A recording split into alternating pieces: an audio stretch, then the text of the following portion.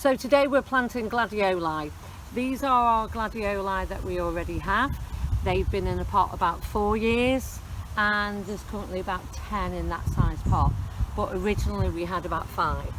So we bought some more Gladioli bulbs and we're going to plant some of them in a pot and some of them in the ground.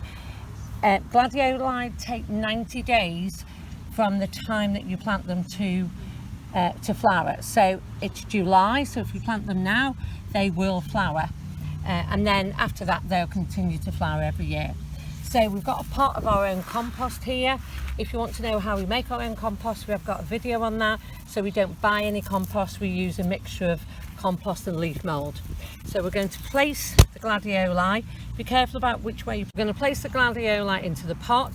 Be careful to get the right way up. That is bottom down, and there is where the gladioli will grow from. So we're going to place 5 into this pot from there, and then we're just simply going to cover them with our compost. So we've got some bits of bulb there. Get those out the way. So we're not fussy about the compost, it's just we've got a nice worm there living in our compost. We'll put them in the ground in a bit. So all we're going to do is cover that up and water it, and then we'll have gladioli in 90 days time, and then we can leave them in year after year.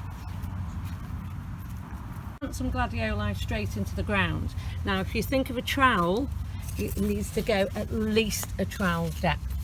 So all you have to do is dig that out like that, make a space there for them, and then you can basically place them in to the ground. They can be fairly near each other as long as they're quite deeply down. So we're going to place those in there, and we always do between 3 and 5 together, so that we have a nice clump of gladioli together rather than a single plant.